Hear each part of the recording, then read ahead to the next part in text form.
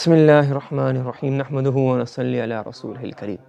So inshallah, in this lesson, we are going to be discussing al-hadith al-maqbul wal-mardud. Okay? So he says, وَفِيهَا الْمَقْبُولُ وَالْمَرْدُودُ, meaning, this refers to the previous text, وَفِي الْآحَاد. As I mentioned to you before, that the mutawatir, they're all maqbul, meaning we get certainty that this has been said. Regarding the ahad, some are maqbul and some are mardud.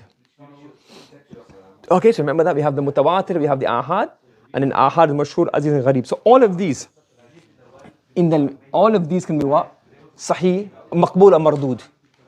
Yes, they can all be maqbul or mardud. When we say maqbul or mardud, so this is basically the number of narrators. But if we look at it here then, in terms of the authenticity, we can have maqbul, I think it's coming up in the next slide as well, but here maqbul, acceptable hadith, and mardud, rejected hadith. Which hadith are maqbul?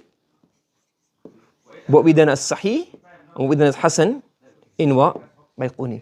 And mardud is what we done as what? Da'if. These are not acceptable hadith. Do you understand? Are you following? So what's maqbul from here? Mutawatir, all mutawatir are maqbul. And the rest can come either way. The mashhur, aziz, gharib, you have to look at it, you have to look at the evidences, the circumstances. Okay? So فيها المقبول والمردود, in the khabar ahad, meaning the mashhur, aziz, gharib. All three of these can be what? All three of these can be maqbul or mardud. Why? لتوقف الاستدلال بها على البحث عن أحوال رواتها دون الأول. Look at this text. توقف meaning reliance, dependency. توقف means to dependency, to depend or rely. Istidlal means to biha. So biha is zamir refers to al-ahad. على البحث عن رواتها ahad. This is the ahad, zamir referring back to the ahad. And then here al-bahthi an ahwali ruwatiha is one structure. Okay? You following?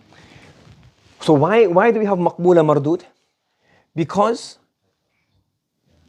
istidlal biha, our ability to deduce from these hadiths, meaning for our ability to use these hadiths. So istidlal means to istidlal, take evidence.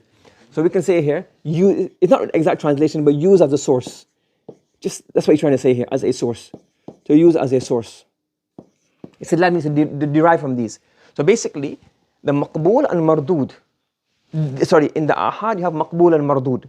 Why do you have maqbul and mardud? You have maqbul and mardud because our ability to use these as sources, our ability to use ahad, istidlalu bil ahad, using ahad as a source or using to derive and use ahad as a source depends. Tawaqquf, the tawaqquf is what? This is istidlalu biha. So if you walk over here again. So the structure is istidlalu ala al-bahthi an ahwali ruwati. That's one structure. And then tawaqquf ala, it relies on. So using ahad as a source as Islam of evidence, using as a source or using as an evidence.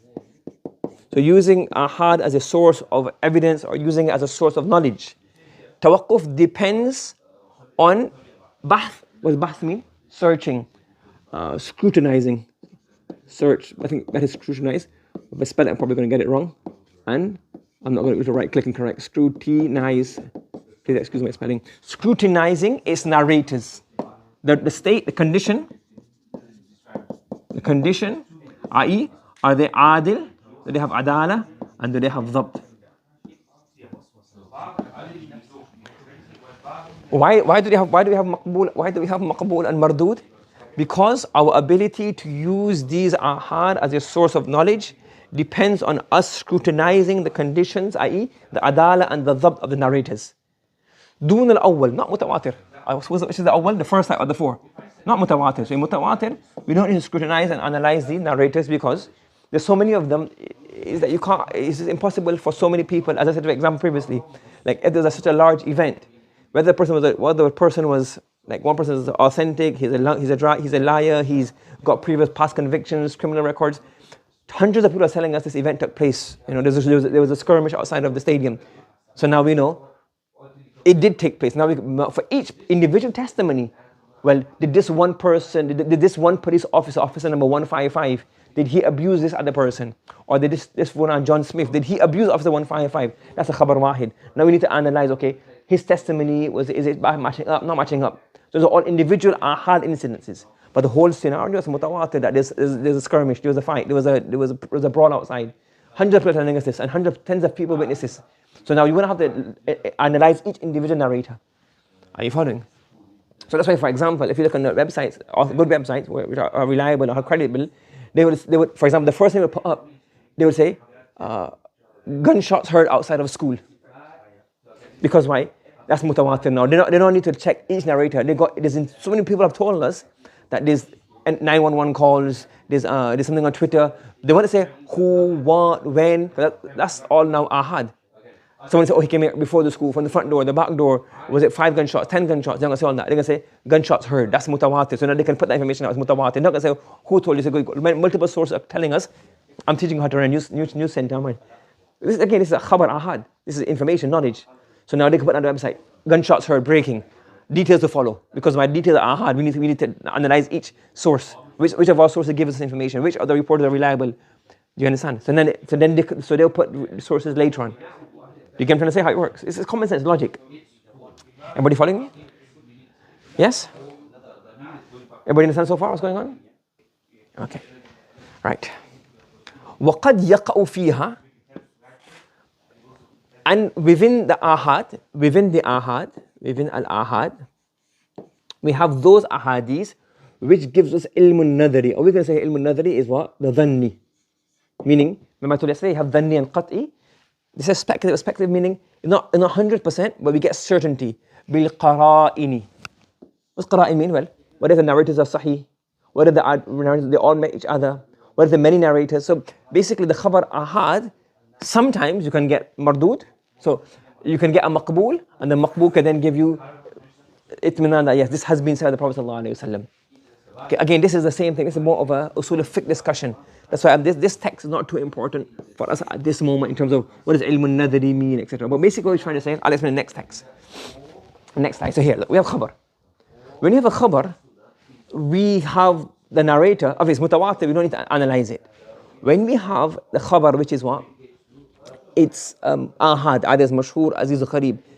The narrator or narrators can either have sidq or they have kadhib. They're sadiq or they're kadhib. So that will influence the hadith. The rawi may have dhabt or they may have lots of khata, a lot of mistakes. He's got, makes too many mistakes, he exaggerates, he does this. So depending on this, let's say for example, if a person is a liar, yes? So if he's a liar, so then you say, look, he said you probably plot it on this graph right here. We say this is al-Mardud. Person lies, so you can't trust him. So look, he said he's probably coming here. He's a liar, but he has a good memory. You say, well, he still lies, isn't it? So it doesn't matter, we put it here still on the plot. That's not going to be acceptable. A person is truthful, so basically, anything that's plotted on the graph over here will not give us any use. He's very truthful, but he makes many errors. We say, again, that's not really going to help us. We say, he'll put his hadith here. Yes? If we say now, he's truthful and he's got good memory. So anything that falls in this part here, meaning the qara'in, that he's got zabt, he's got sidq. So that will now, so when the rawi falls in this, have zabt and sidq. In this area, obviously you have variations. But when it comes over here, we say, okay, this hadith is now maqbul. And if they have too many mistakes or they're known for lying, then you say, well, all of this will now be from wherever it comes in this category. Obviously, it's not black and white, it has a spectrum. The closer you get to the zabt, closer you get to sidq, the better it becomes. So what he's saying here, when you have a khabar, we cannot say, because it comes in a hadith, but it comes in a hadith, if the Prophet said it 100%, if I heard the Prophet saying this, I would accept it. If the Prophet told me that, I don't know, something, if he told me, I would believe it. But the chain, you have to analyze the chain. فِيهَا الْمَقْبُولُ وَالْمَرْدُودُ. Within ahad, you have maqbul and you have mardud. So you have to analyze it. Do you understand? You following me? You with me? And then you have qara'in. So the rawi, so it could go either way. But if the rawat are truthful people who have good memory, good preservation, they're meticulous. That's a qarina or a context that shows that what this hadith is towards maqbul. And towards the bottom, we say it's mardud. And the mardud is him, so a da'if hadith is mardud, meaning it's not acceptable for practice. And then we have here al-qabul, maqbul is sahih and hasan. So they either have ta'am muzabt. For example, if you want to plot it here, we could probably plot here. Sorry, that's red, we should have it in green. We could say, well, if you've got the highest level of sidq and the highest level of zabt, he will come right here. If you've got the highest level of sidq, but his zabt is weak, it probably comes somewhere around here, like this, somewhere around here. The higher is here. So for example, say here. Oh, no, so here. He's got high level of sidq, but his zabt is low, so around here. Come here. The higher you go up, the more zabt, the better. If you've got, yes, you follow me? So you have sahih and hasan. So for example, if you're going to do this part again, you can have here. So this half would probably be what? Sahih. And this half would be hasan. He's got sidq, but his zabt is weak. Are you following me? So these qara'in help us to determine whether the hadith is maqbul or mardud. Do you understand? So you have mutawatir. Mutawatir can be maqbul or mardud. And the mutawatir, you don't have to do bahth and rawat and ahwali rawatiha. Because so many narrators, we get itminan that it gives us dhanni ilm. And the other ahadith, the mashhur, gharib and aziz, we do bahth and ahwali rawatiha. We have to analyze the narrators. When we analyze the narrators, then we can use the information about the narrators, the ittisalu sanad, the zab, the adala, the level of understanding of the narrators, the faqaha, the understanding of the narrators, all this put together can give us qarina that this is now hadith sahih maqbul. So you get two levels, maqbul or mardud, depending on different circumstances. You following? Everybody understand?